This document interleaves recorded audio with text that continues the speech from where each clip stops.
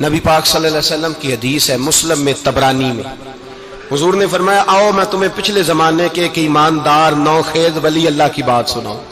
پچھلے زمانے حضور نے فرمایا پچھلے زمانے میں ایک بادشاہ جادو کے زور پہ حکومت کرتا تھا۔ جب وہ ایک جادوگر اس نے رکھا ہوا تھا تو جادوگر اس کو جادو بتاتا، وہ جادو کے زور پر حکومت کرتا۔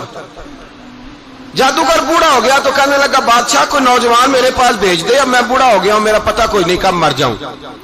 ایک نوجوان کی ڈیوٹی لگائی، بڑا زیرک سمجھدار، اپنے رعایا میں سے چن کے جو ذہین فطرت مزاج بچہ تھا وہ اس نے لگایا۔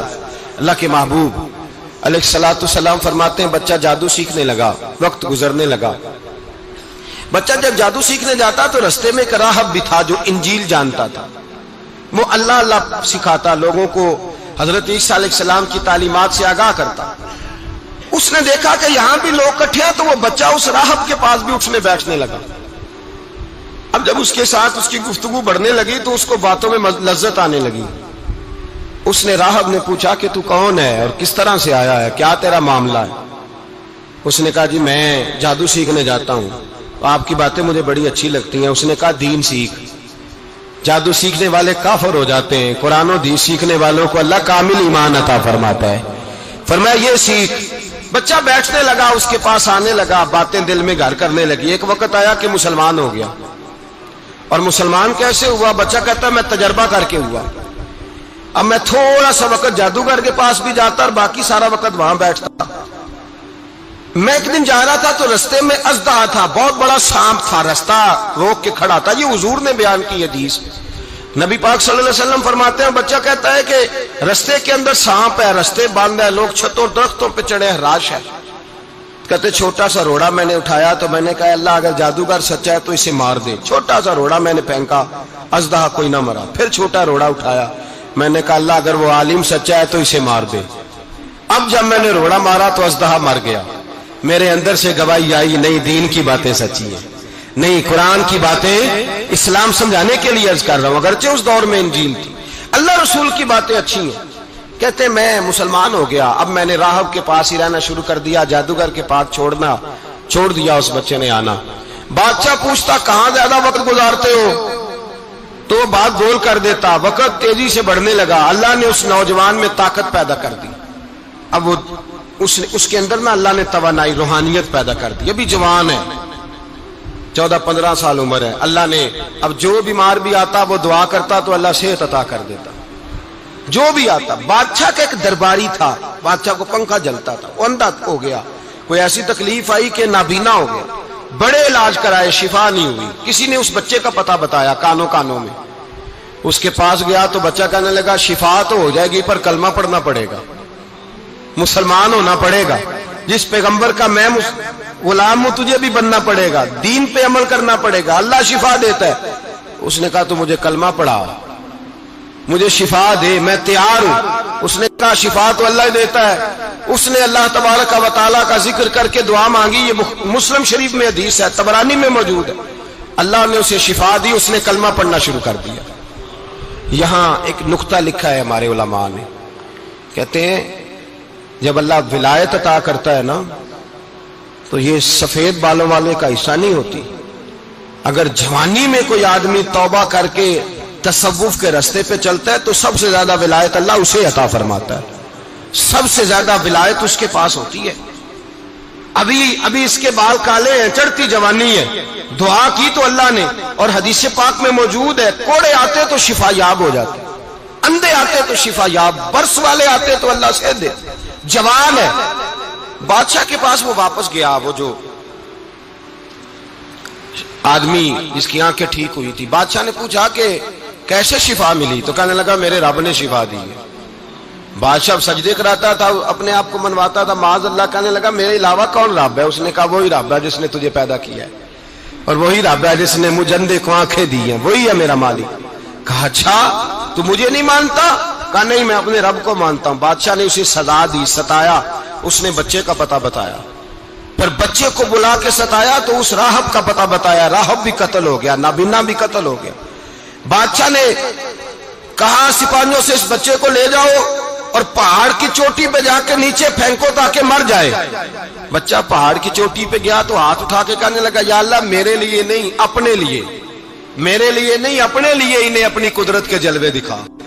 میرے لیے نہیں، اللہ کے بندے اپنی جان بچانے کی دعائیں نہیں مانگتے، اپنے لیے انہیں اپنی قدرت کے جلوے دکھا. یہ دعا مانگی، جتنے لوگ ساتھ آئے تھے وہ سارے زمین پہ گرے اور سب مر گئے، پہاڑ سے گر کے مر گئے. بچہ واپس سیدھا بادشاہ کے پاس کہنے لگا لو بھائی میرے رب نے مجھے بچا لیا ہے.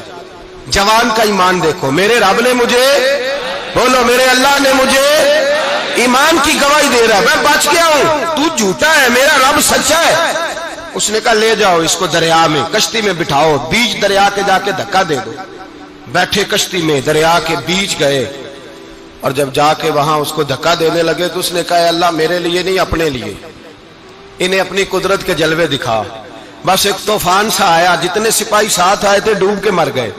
وہ بچہ اٹھا اور سیدھا پھر بادشاہ کے پاس، اسی کے پاس کہنے لگا لو بھائی میرے رب نے مجھے بچا لیا ہے، تیرے پاس آیا ہوں. وہ کہنے لگا تو کیا مصیبت میرے گلے پڑ گئی ہے، کیسے جان چھوٹے گی؟ تو بچہ کہنے لگا اگر تو مجھے باندھے درخت کے ساتھ اور سارے ملک کو بلائے، لوگوں کو اکٹھا کرے، پھر تو مجھے تیر مارنا، میں تجھے بتاؤں گا کیسے مارنا ہے، میں مر جاؤں گا. اللہ کا بندہ نوجوان ایمان دیکھو، مرنے کے طریقے بتا رہا ہے، میں تجھے بتاؤں گا میں کیسے مروں گا. یہ بات کہی، بادشاہ نے سارا مجمع جمع کیا، ملک سارا باہر آ گیا، درخت کے ساتھ باندھ دیا.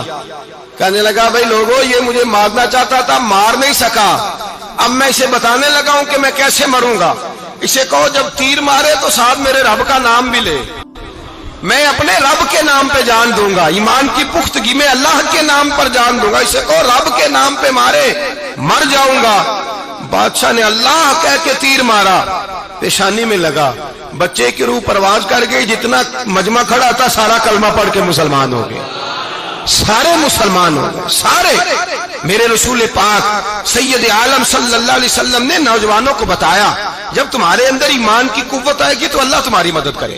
فرمایا وہ نوخیز ولی تھا، ابھی جوان رانا تھا، ابھی اس کی پیشانی پر جوانی کے آثار تھے، لیکن اس نے اللہ کو راضی کیا، رب کریم کو راضی. ولایت کا مطلب بڑھاپا نہیں، ولایت کا مطلب وہ نہیں کہ جب بڑا لمبا وقت گزر جائے تو پھر آدمی آئے کہ نہیں اب کیا کرنا ہے، اب مسجد ہی ہے، اب تو اس کے علاوہ گزارا ہی کوئی نہیں.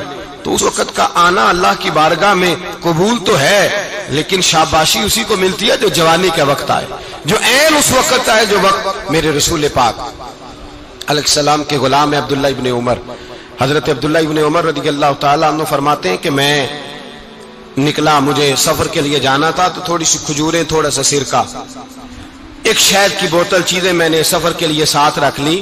میں جب مدینے سے باہر صحرا میں نکلا نا تو رمضان نہیں تھا، غیر رمضان تھا.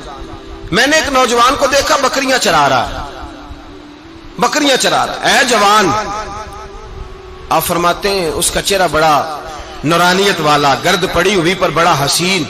فرماتے ہیں میں نے اس کو کہا کہ آ جاؤ کھانا کھا لو، روزے بھی نہیں تھے. کہنے لگا نہیں میں نے روزہ رکھا ہوا ہے. فرماتے ہیں میں نے کہا پتہ کروں کہ نیرا نیک ہی ہے کہ پرہیزگار بھی ہے.